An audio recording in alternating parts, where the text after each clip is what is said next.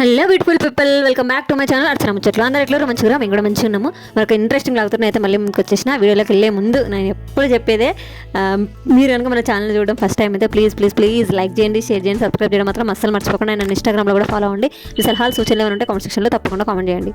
ఈరోజు ఏ డే, ఒక రోజు అంతా పొద్దున్న లేచిన దగ్గర నుంచి ఈవినింగ్ వరకు నా రోజు ఎట్లుంటుంది, ఈరోజు ఏవి ప్రొడక్టివ్ థింగ్స్ చేసినా ఈ వీడియోలో షేర్ చేసినా. నేను లేచేసరికి మా వాళ్ళు వేసిరు, ఆయన ఫ్రెష్ అయ్యారు, పిల్లల్ని ఫ్రెష్ చేసి ఇచ్చిరు, అంటే బ్రష్ చేసిరు పిల్లలు కూడా.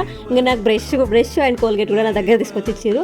లాస్ట్ ఈ సర్జరీ అయినప్పటి నుంచి ఆయన నన్ను ఎట్లా చూసుకున్నానంటే, మామూలుగా ఎప్పుడు మా వారి మీద కంప్లైంట్లు ఇవ్వడము, ఇంకా మగవాళ్ళు అంటే అందరితో పోల్చి అందరు మగవాళ్ళు ఇట్లా చేస్తారు అట్లా చేస్తారు అనడము, కంప్లైంట్లు ఇవ్వడం లాంటి వీడియోలో చేస్తా తప్ప ఆయన గురించి పొగడడం కానీ ఇట్లాంటి వీడియోలు ఏం చేయాలన్నమాట. ఈ వీడియో ఆయనకే డెడికేట్ చేస్తున్నాను అనమాట. ఆయన నన్ను ఎంత బాగా చూసుకుంటారు అనేది. అంటే మీ ఆయన నేను ఫస్ట్ నుంచి బాగా చూసుకోడు, ఈ మధ్యనే బాగా చూసుకున్నాడు అని ఇట్లాంటి డౌట్లన్నీ పెట్టుకోకండి. ఆయన ఫస్ట్ నుంచి కూడా బాగానే చూసుకుంటాడు. కొన్ని డేస్ వరకు మాకు మేము స్టార్టింగ్లో మ్యారేజ్ అయినప్పటికీ ఇప్పటికీ మమ్మల్ని ఎవరైనా చూస్తే అసలు ఈ జంట కలిసి ఉంటుందని ఏ ఒక్కరికి నమ్మకం లేదు. ఎప్పుడు విడిపోతారని అనుకున్నారు మ్యాక్సిమం. మా పెళ్ళి చేసిన వాళ్ళు, మా ఇంట్లో వాళ్ళు కూడా, మా పేరెంట్స్ కూడా వీళ్ళు కలిసి ఉంటారన్న నమ్మకం అయితే ఏ ఒక్కరికి లేదు. అంటిల్ మా సమీక్ష పుట్టే వరకు కూడా. మా సమీక్ష పుట్టిన తర్వాత కూడా చాలా ఇష్యూస్ జరిగినాయి, అది వేరే విషయం అనుకోండి. బట్ అట్లాంటి మేము ఇప్పుడు ఇట్లా అయిపోయినాము. ఏదైనా రిలేషన్షిప్ స్టార్టింగ్లో అన్నీ అట్లనే ఉంటాయి, అర్థం చేసుకోకపోవడం. ఆయనదొక వాళ్ళు, నాదొక వాళ్ళు. అందులోనూ ఎర్లీగా మ్యారేజ్ అయిపోయింది, నాకు 19 yearsకే మ్యారేజ్ అయిపోయింది. ఏం తెలుసా చెప్పండి, మైండ్ మెచ్యూర్ కాలేదు. సడన్గా అన్నీ చేంజ్ అయిపోయినాయి. థింగ్స్ అన్నీ సడన్గా మారిపోవాలంటే నాకు కొంచెం యాటిట్యూడ్ ఎక్కువ, పొగరు, ఈగో ఇట్లాంటివన్నీ ఎక్కువ నాకు. మా ఆయన ఏమో సర్దుకుపోయే టైపు, ఏదున్నా సరే మనోళ్ళే కదా అంటే ఒక మాట పడితే తప్పేముంది అనే టైపు ఆయనే. నేను ఎందుకు పడతా, నేనేం తప్పు చేయనప్పుడు నేను ఎందుకు పడతా అనే కాన్సెప్ట్ నాది. దానివల్ల మేము స్టార్టింగ్లో చాలా కొట్టుకునే వాళ్ళం. అసలు గొడవ లేని రోజు అంటూ ఉండకపోతుండే. ప్రతిదీ నేను ఫోన్ చేసి మా అమ్మకి చెప్తుండే, ఆయన ఫోన్ చేసి వాళ్ళ అమ్మకి చెప్తుండే. అయ్యో మళ్ళీ వాళ్ళు ఎక్స్చేంజ్ అనమాట. అట్లా చేస్తారా అని మా అత్తమ్మ ఫోన్ చేసి నన్ను తిట్టడము, అట్లా కాదు ఇట్లా అని మా అమ్మ మా ఆయనకి ఏదో సర్ది చెప్పడం, దాని మీకే మా ఆయన ఇంకా 2 కంప్లైంట్ చేయడం, మా అమ్మ మళ్ళీ తీసుకొచ్చి నా మీద అరవడం. ఇట్లా చేయడం వల్ల నాకు ఇంకా నా ఈగో అనేది ఇంకా పీక్స్ పెరిగిపోయింది తప్ప తగ్గలేదు. ఈయన ఫోన్ చేసి చెప్పినంత మాత్రం నేను ఎందుకు మారాలి ఇట్లా అనుకునేదాన్ని. అంటే మా సమీక్ష పుట్టేదాకా కూడా. మా సమీక్ష పుట్టిన తర్వాతనే నా షార్ట్ వీడియోలు చూడకపోయి ఉంటే చూడండి, నేను నా డెలివరీ స్టోరీ షేర్ చేస్తున్నా షార్ట్స్లో. మాకు కరోనా వచ్చిన తర్వాతనే నాకు ఆ రియలైజేషన్ వచ్చింది. అంటే ఏంది ఎంత గొప్పది రిలేషన్ అనేది, ఒక బంధం అనేది ఎంత గొప్పది అనేది ఆ తర్వాతనే మాకు అర్థమైంది.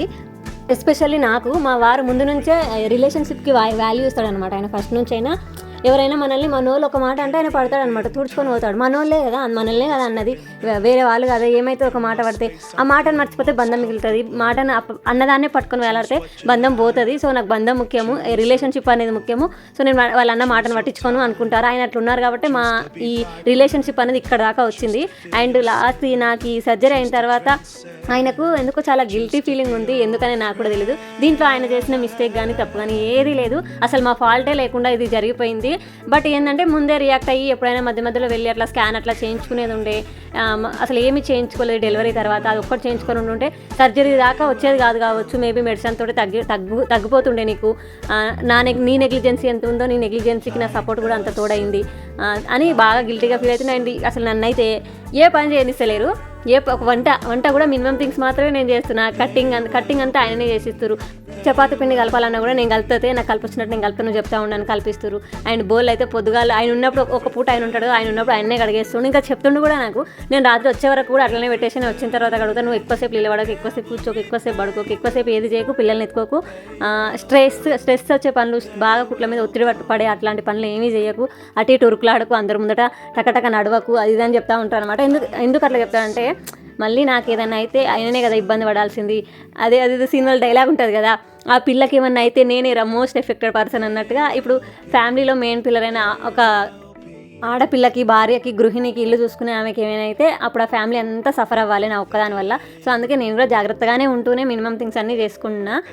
నేను దేవుడు వచ్చి సడన్గా ప్రత్యక్షమైన అనుకోండి, నా ముందు ప్రత్యక్షమై నీకు ఏం కోరిక కావాలి చెప్పు, అది నీ గురించి కాకుండా వేరే వాళ్ళ గురించి అని అంటే నేను ఒకటి కోరుకుంటా. దేవుడా, భూమి మీద ఎవరైతే పెళ్ళి అనే ఈ టాపిక్ మీద ఇంట్రెస్టెడ్ ఉన్నారో, మేము పెళ్ళి చేసుకుంటామని ఇంట్రెస్ట్ ఉన్నారో వాళ్ళందరికీ మా ఆయన లాంటి హస్బెండ్ రావాలి, అర్థం చేసుకుని మనకు సపోర్ట్ ఇచ్చి ఇట్లాంటి కష్ట సమయంలో మనకు తోడుండే మా ఆయన లాంటి హస్బెండ్ అందరికి ఇచ్చే దేవుడు. ఈ వరం చాలు, ఒక్కటి ఉంటే చాలు, అమ్మాయిలకు ఇంకేం కావాలో చెప్పు అనుకుంటా. మేము మాకు ఎవరికి ఏది లేదో అదే కావాలనిపిస్తుంది. ఇప్పుడు మాకు డబ్బు లేదు కాబట్టి డబ్బు కావాలి, అది కూడా ఉండాలి అని అనిపిస్తుంది మాకు. బట్ అది ఉన్న వాళ్ళని నేను నా చుట్టూ ఉన్న వాళ్ళని చూస్తాను కదా, అది ఉన్న వాళ్ళకి మనశ్శాంతి లేదు. బట్ అట్లానే మాకు డబ్బు అవసరం లేదని నేను అన్ను, మాకు కూడా డబ్బు అవసరమే, బట్ అది అవసరానికి మించి ఉంటే అది వ్యసనం అయిపోతుంది, దానివల్ల టైం దొరకదు. అది మాకు ఇప్పుడిప్పుడే అర్థమవుతుంది. ఈ లాస్ట్ 1 monthలో అంటే లాస్ట్ 3 months నుంచి చూసుకుంటే మాకు అసలు టైం దొరకలేదు. అప్పుడు మాకు ప్యాకేజ్ డబుల్ అయిపోయింది అనమాట, మా శాలరీలు డబుల్ అయిపోయినాయి.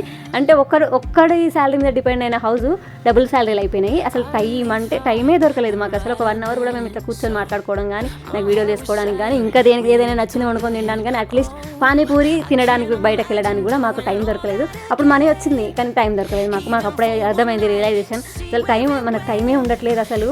అప్పుడు పిల్లలు కూడా మా దగ్గర లేరు. ఇంకా పిల్లలు లేకపోతేనే ఇట్లుందంటే, పిల్లలు ఉంటే మన దగ్గర అసలు మనకి నిమిషం కూడా ఖాళీ దొరకదు అని ఎన్నిసార్లు మేము అనుకోని రోజు లేదు, రోజు రాత్రి అదే అనుకుంటుండే. అసలు మనకు టైమే దొరకట్లేదు, చూసినావా సంపాదన పెరిగితే టైం దొరకదు అందుకే అని మా వారు ఆ రోజులన్నీ మైండ్ ఫుల్ బ్రెయిన్ వాష్ చేసింది అనమాట నాకు. బట్ నేను ఎప్పుడూ అనుకోలేదు నేను నా జాబ్ ఇంత త్వరగా క్విట్ చేస్తా అని. బట్ ఈ ఆపరేషన్ వల్ల క్విట్ చేయాల్సి వచ్చింది. చూద్దాం, నేను తొందరగా బౌన్స్ బ్యాక్ అయ్యి తొందరగా రికవరీ అయ్యి మళ్ళీ జాబ్ ఎక్కాలనేదే నా కోరిక కూడా. చూద్దాం ఎక్కడ దాకా పోతుంది ఇది.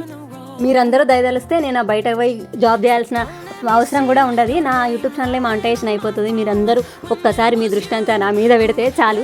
జస్ట్ మీరు చూసి వీడియోకి ఒక లైక్ ఇచ్చి మీకు వీడియో ఎట్లా అనిపించింది, మీరు ఏం సజెస్ట్ చేయాలనుకుంటున్నా ఆ వీడియో చూసిన తర్వాత నాకు అనేది ఒక్క కామెంట్ రూపంలో తెలియజేయండి చాలు. మీరందరూ ఒక్కసారి అట్లా చేస్తే నా ఛానల్ ఎక్కడికో వెళ్ళిపోతుంది, మానిటైజేషన్ అవుతుంది. అప్పుడు మనం బయట పోవాల్సిన పనే లేదు. అప్పుడు నేను ఫుల్ టైం కంటెంట్ క్రియేటర్గా ఉండిపోతాను ఇంట్లోనే.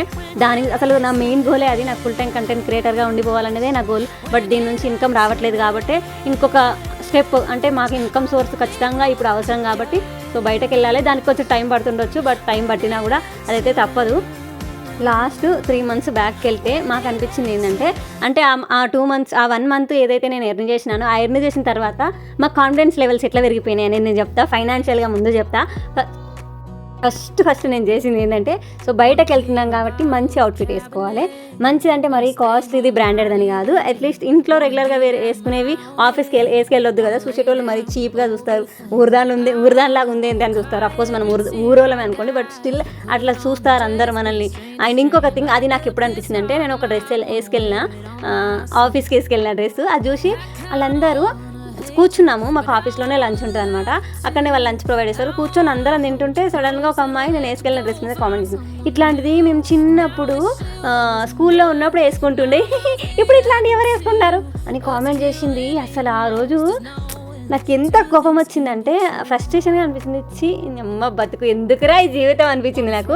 వెంటనే ఆ రోజు ఇంటికి రాగానే 4 కుర్తీ సెట్స్ ఆర్డర్ పెట్టుకున్నాను నేను. ఇంకా పెట్టుకున్నాక మా వారికి కూడా చెప్పా, ఇట్లా కామెంట్ చేసారు వేరే వాళ్ళని. నేను ముందే చెప్పాను కదా నీకు, మంచి డ్రెస్లు వేసుకో, ఆఫీస్కి పోయేది అదేదో కాదు కదా. ఆఫీస్ అన్నప్పుడు ఆఫీస్ ఆ స్టైల్ మెయింటైన్ చేయాలి. మరి ఇంట్లో ఉన్నట్టు ఎట్లా పడితే అట్లా ఉంటా అంటే కుదరదు. ఒక దగ్గర పోయినప్పుడు అక్కడి వాతావరణాన్ని బట్టి మనం మెదలాలి. అదేదో సామెత ఉంటుంది కదా, when you are in Rome behave like a Roman అని. నువ్వు ఎక్కడ ఉంటే అక్కడ దానిలాగా కలిసిపోవాలన్నమాట. సో పొలంలోకి జీన్స్ ప్యాంట్ వేసుకెళ్తా అంటే ఎట్లా కుదరదు. సో మనం వెళ్ళిన దగ్గర ఆ ప్లేస్ని బట్టి ఆ మనుషుల్ని బట్టి సో అట్లా మనం చేంజ్ అవ్వాలని. అదొక ఎక్స్ట్రా ఖర్చే నన్ను అడిగితే. నాకున్న వాటిలో నేను మేనేజ్ చేయొచ్చు, ఒక 2-3 months వరకు మేనేజ్ చేయొచ్చు. బట్ నేను పోయిన 1 weekకే నాకు ఈ కౌంటర్ పడింది. దాంతో నేను ఫస్ట్ ముందే కూడా చెప్పినా కదా, నాకు కొంచెం ఈగో, టెంపర్, ఇట్లాంటి యాటిట్యూడ్, ఈ టైప్ ఆఫ్ మెంటాలిటీ అనమాట. వెంటనే నాకు ఇట్లాంటి తొందరగా స్ట్రైక్ అయ్యేటి నేను ఫస్ట్ కట్అవుట్ చేసుకుంటాను అనమాట వాటిని. సో వెంటనే ఒక 2,000 కుర్తీ సెట్కి పటక. ఆ 2,000 కూడా నేను మా వారిని అడగలేదు, నేను ఎప్పటి నుంచో సేవ్ చేసుకున్నాను అనమాట. ఎప్పుడన్నా మేబీ ఇన్ కేసు ఎమర్జెన్సీలో యూజ్ అవుతాయి అనేసి నేనైతే 2K ఎప్పటి నుంచో సేవ్ చేసుకున్నా. అవైతే ఫటక్ అనవసరంగా 2K కుర్తీ సెట్స్కి పెట్టేసిన. అదొక ఖర్చు. అంటే శాలరీ వస్తుంది కదా, ఈ మంత్ శాలరీ వచ్చిన తర్వాత ఇవి 2K అడ్జస్ట్ చేసుకుందాంలే అనుకున్నాం. అండ్ అదొక థింగ్. అండ్ ఇంకొక థింగ్ ఏం చేసినామంటే, మేమైతే నేను ఇదివరకు చాలా వీడియోలలో కూడా చెప్పిన, మేము గ్రౌండ్ ఫ్లోర్లో ఉంటాము. మేము ఉండేది సింగిల్ రూమ్ మాత్రమే, ఒక సింగిల్ రూమ్, కిచెన్ కంపార్ట్మెంట్ లాగా వచ్చి ఒక సింగిల్ రూమ్లో ఉంటాం మేము. దానికి మంచి రెంటే. సో అది అందులోనే మేము అడ్జస్ట్ అయినాం. ఎందుకంటే సిటీలో ఏ ఖర్చు తగ్గించుకున్నా కూడా తగ్గించుకోలేము. తిండి ఖర్చు తగ్గించుకోలేము, పిల్లల స్కూల్ ఫీజులు ఇట్లా ఏవి తగ్గించుకోలేము మనము. జస్ట్ మనం తగ్గించుకునేది మన చేతులలో ఉండేది ఏదైనా ఉందంటే అది రూమ్ రెంట్ మాత్రమే. అది కొంచెం మనకు చాలు, ఒక రూమ్ ఉన్నా మనం సర్దుకోగలుగుతాము అనుకున్నప్పుడు ఆ రూమ్ రెంటే మనము తగ్గించుకోగలుగుతాము. మనం ఉండలేము, అడ్జస్ట్ కాలేము అనుకున్నప్పుడు అప్పుడు 1 BHK 2 BHKకి వెళ్తే మనకు రెంట్ అనేది పెరుగుతూ ఇంక్రీజ్ అవుతూ ఉంటుంది. సో మనం అట్లా సేవ్ చేయలేము. సో ఇందులోనే మనం సేవ్ చేయగలుగుతాం అనుకో నేను మా వాడు డిసైడ్ అయ్యి సింగిల్ రూమ్లోనే లాస్ట్ ఆల్మోస్ట్ 5 years నుంచి మేము ఇదే సింగిల్ రూమ్లో ఉంటున్నాము. మా పిల్లలు కూడా ఇందులోనే పుట్టిర్రు 2. సో మాకేమనిపించిందంటే, ఇప్పుడు మనకు ఒక డీసెంట్ అమౌంట్ అయితే వస్తుంది కదా, ఈ ఇరుకు రూమ్లో ఎందుకు ఉండాలి, సో అండ్ అందులోను అది మరి మా లక్క మా బ్యాడ్ లక్క తెలియదు కానీ మా పక్కకి మా కింద గ్రౌండ్ ఫ్లోర్లో 2 సింగిల్ రూమ్లు సపరేట్గా ఉంటాయన్నమాట. ఒక రూమ్ వేరే వాళ్ళు, ఒక రూమ్ మేము వాడుకుంటాము. ఆ సడన్గా అప్పుడే ఖాళీ కావడంతో మాకేమనిపించిందంటే ఆ రూమ్ కూడా మనమే వాడేసుకుందాంలే, మనకు కొంచెం ఇబ్బంది లేకుండా ఉంటుంది, ఫ్రీగా స్పేస్ బాగుంటుంది అనుకున్నాను. నేను కూడా నాకు కూడా వీడియోస్ యూజ్ అవుతుంది కదా అని ఆ ప్రాసెస్ కూడా ఉండే నాకు. ఎందుకంటే లేట్ నైట్ అయినా కూడా నేను ఆఫీస్ నుంచి వచ్చిన తర్వాత నా వర్క్స్ అన్ని ఫినిష్ చేసేసుకొని ఇంకా నేను వీడియోస్ ఎడిట్ చేసుకోవాలనుకున్నా, వాయిస్ ఓవర్ చేసుకోవాలనుకున్నా కూడా నేను పక్క రూమ్లో అవే చేసుకోవచ్చు. ఎటువంటి డిస్టర్బెన్స్ ఉండదు, వాళ్ళకి నిద్రకు డిస్టర్బెన్స్ ఉండదు, నాకు వర్క్కి డిస్టర్బెన్స్ ఉండదు. సో ఇదైతే బాగుంటుంది అనేది మేము యాడ్ చేసుకున్నామా. అది డబుల్ మేము ఇప్పుడు ఉన్న రూమ్కి ఆ రెంట్ యాడ్ అవ్వడంతో డబుల్ అయిపోయింది మా రూమ్ రెంట్. అక్కడికే నా శాలరీలో 70% అయిపోయింది. నాకు వచ్చే శాలరీలో 70% మేము స్పెండ్ చేసేసినాము మాకు శాలరీ రాకంటే ముందే. అండ్ ఇంకొకటి, సింగిల్ రూమ్ ఉన్నప్పుడు ఒక 2 లైట్లు ఒక ఫ్యాన్తో మాకు సరిపోయింది. సమ్మర్లో అయితే మేము కూలర్ పెట్టుకునేటోళ్ళము. ఇప్పుడు 2 రూమ్లు అయినాయి కాబట్టి 2 రూమ్లలో మేము రెగ్యులర్గా వాడే రూమ్లలో లైట్లు ఫ్యాన్లు అట్లనే ఉన్నాయి. అండ్ కొత్త రూమ్లో ఫ్యాన్ 2 లైట్లు ఎక్స్ట్రా యాడ్ అయినాయి. ఎక్స్ట్రా కరెంట్ బిల్ యాడ్ అయిందా, ఎక్స్ట్రా మెయింటెనెన్స్ యాడ్ అయిందా. అండ్ రూమ్ పెద్దగా ఉన్నప్పుడు మనకు యాక్సెసరీస్ కూడా ఎక్కువ కావాలనిపిస్తుంది. ఇదివరకు మా బెడ్ అనేది మేము మా చిన్న అత్తయ్య వాళ్ళ ఇంట్లో వేసేసాం, ఎందుకంటే మాకు ఆ సింగిల్ రూమ్లో పడుకోవడానికి రావట్లేదని. ఇప్పుడు మా బెడ్ మేము తెచ్చేసుకున్నాము. సో ఈ వేరే రూమ్లో ఒక రూమ్ని బెడ్రూమ్ కింద, ఒక రూమ్ని కిచెన్ కమ్ హాల్. అదే నేను జాబ్కి వెళ్ళకుండా ఇన్ కేస్ మాకు ఫైనాన్షియల్గా మేము ఇంకొక స్టెప్ అంటే మా శాలరీ డబుల్ కాకపోయి ఉంటే, నేను బయటకు వెళ్ళకుండా ఉండుంటే మేము అసలు ఇంకో రూమ్ తీసుకునే వాళ్ళం కాదు, ఇంకో ఫ్యాన్ తీసుకునే వాళ్ళం కాదు, అసలు ఈ ఎక్స్ట్రా ఖర్చులు ఏవి చేసేటోళ్ళం కాదు. ఇన్ కేసు నాకు శాలరీ వస్తుంది అనే ఆ ఇంటెన్షన్ నా మైండ్లో ఉంది కాబట్టే కదా. సో మనకి ఇన్కమ్ వస్తుంది కదా, ఖర్చు చేయడంలో తప్పే ఉంది. ఇన్కమ్ రాకపోతే మనం ఆలోచించాలి, అయ్యో ఎక్కడి నుంచి తెచ్చి పెట్టాలని. ఇప్పుడు ఇన్కమ్ వస్తున్నప్పుడు ఎందుకు ఖర్చు చేయొద్దు, అప్పుడు అట్లనే ఉండాలి, ఇప్పుడు అట్లనే ఉండాలనే మన మైండ్ అట్లా ట్యూన్ అయిపోతుంది అనమాట. దానికి అట్లా ట్యూన్ అయిపోయి మేము ఎక్స్ట్రా ఖర్చులు పెట్టేసినాము.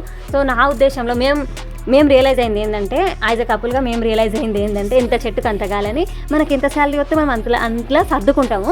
అదే శాలరీ డబుల్ అయిపోయింది అనుకోండి, మనకు ఖర్చులు ఎక్కువైపోతాయి. అవి సేవ్ చేస్తామని మనం అనుకుంటాం అంతే. అసలు సేవ్ జీరో, మేమైతే సేవ్ చేయలేదు. అవి వచ్చిన వాటికి ఇంకా నా ఆపరేషన్ సంగతి ఒకటి పక్కకు పెట్టేస్తే అసలు ఎంత వచ్చినా కూడా అన్నీ ఖర్చు అయిపోతాయి. అవి ఎన్ని విధాలుగా అయినా సరే మేము అనుకుంటాం మాకు ఇంకొక ఎక్స్ట్రా ఇన్కమ్ ఏదైనా ఉండుంటే ఇది మా ఖర్చులకు సరిపోతుంది, ఆ ఎక్స్ట్రా ఇన్కమ్ అనేది సేవ్ అయిపోతుంది, సేవింగ్ లాగా ఉంటుందని మేము అనుకున్నాం ఇది వరకు, మొన్నటి వరకు. బట్ ఇప్పుడు మేము రియలైజేషన్లోకి వచ్చినాం ఏంటంటే, ఎంత ఇన్కమ్ వచ్చినా ఇప్పుడు ఉన్న ఇన్కమ్కి ఇంకొక 3 ఇంతలు ఎక్కువ వచ్చినా కూడా అది మొత్తం ఖర్చు అయిపోతుంది తప్ప సేవ్ చేయలేము. మనం సేవ్ చేయాలంటే ఇంకా వేరే ఏదైనా చేయాలి తప్ప అది ఇట్లా మనం వచ్చిన దాన్నే మనం సేవ్ చేసుకొని ఇట్లా వేయాలంటే అసలు అది కాని పని. నా ఉద్దేశంలో అయితే ఎంత శాలరీ వచ్చినా కూడా అది ఖర్చు అయిపోతుంది. ఈ సిటీలో మన ఈ రెంటెడ్ హౌసెస్కి, మన పిల్లల చదువులకి, ఇదన్నిటికీ ఎంత వచ్చినా కూడా సరిపోదు.